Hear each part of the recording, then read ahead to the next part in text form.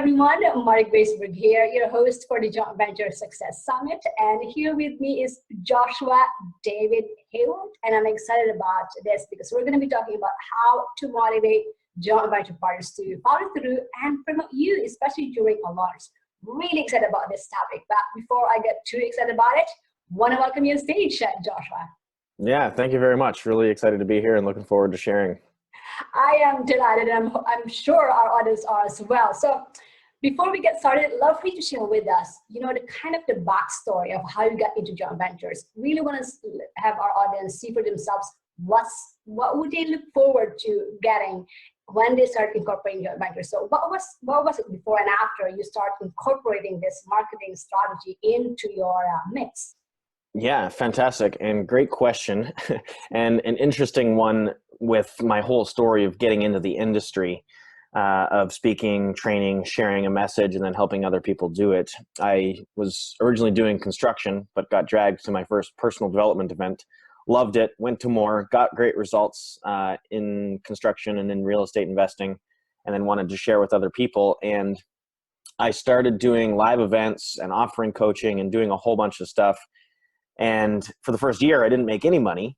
Then I had a mindset shift that I'll share in a moment, that immediately I went from $0 every single month for 14 months in a row, struggling to get my message out there and figure out this business. And then that shift took me from $0 every month to over $30,000 in my first month. And then I started doing really well financially as far as money that was being brought in. But I was my marketing machine, and I was doing a lot of offline marketing, going to trade shows, and a lot of networking and referral based. So I had a lot of referrals coming in.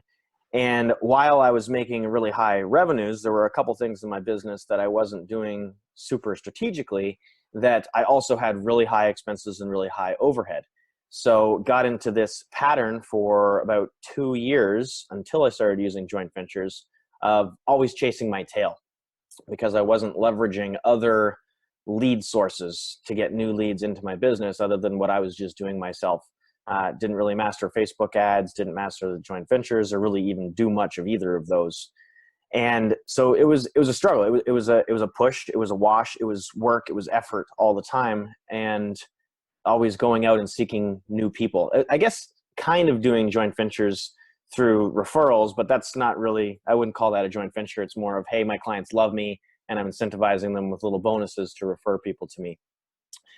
But then what happened is that I got burnt out because of the strategy and the system that I was using that wasn't strategic and not very smart. And I burned everything to the ground, so to speak. I let my staff go. I renegotiated agreements with clients. I shut that business down.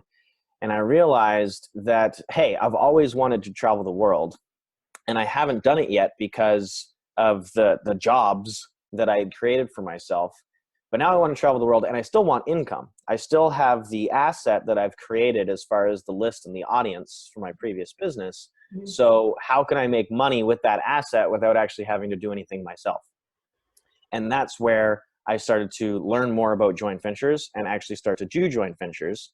And because of doing joint ventures and sharing people that I knew, liked, and trusted, sharing their value, their content, their courses with my audience, for an entire year, I traveled the world and I didn't do any work or any coaching myself. Of course, I had to figure out the emails and who I was promoting and sign up for their affiliate programs and all that stuff.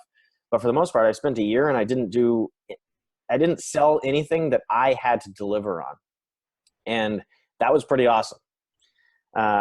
Because the money was coming in, I was traveling the world, I was doing what I want. Then the next year after that, I started to do my own coaching and consulting and training again, while also doing joint ventures. And then the year after that, Jay Facette and I, he was another expert here on the Joint Venture Success Summit, we launched a brand together that we launched in a big way with joint ventures.